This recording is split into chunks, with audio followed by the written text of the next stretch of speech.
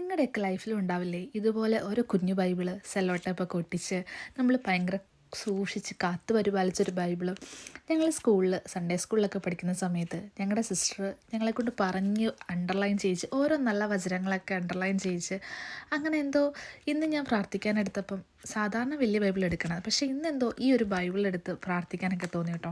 അപ്പോൾ ഈ പഴയ കാര്യങ്ങളൊക്കെ ഓർമ്മ വന്ന് ഇങ്ങനെ എത്ര പേരുണ്ടാവും നമ്മുടെ പണ്ടത്തെ സൺഡേ സ്കൂളോ നമ്മുടെ സ്കൂൾ ലൈഫിലൊക്കെ നമ്മൾ ഇങ്ങനെയൊക്കെ കാത്തു പരിപാലിച്ച് ഇങ്ങനെയൊക്കെ നമ്മൾ സൂക്ഷിച്ച് കൊണ്ട് നടന്ന ഒരു ബൈബിളും ഒരു പുസ്തകമൊക്കെ നമ്മുടെ കൂടെ ഉണ്ടാവില്ലേ.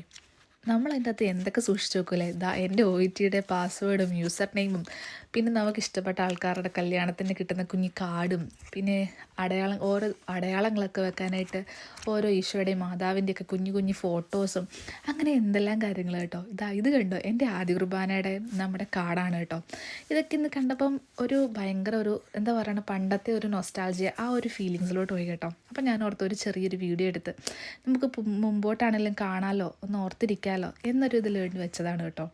പിന്നെ ഇതെൻ്റെ ഫ്രണ്ടാണ് കേട്ടോ. അവൾ ഇവിടെ ഇല്ല, ഇപ്പം ഇവിടെ ഇല്ലെന്നല്ല, നമ്മുടെ ഈ ലോകത്തിലേ ഇല്ല.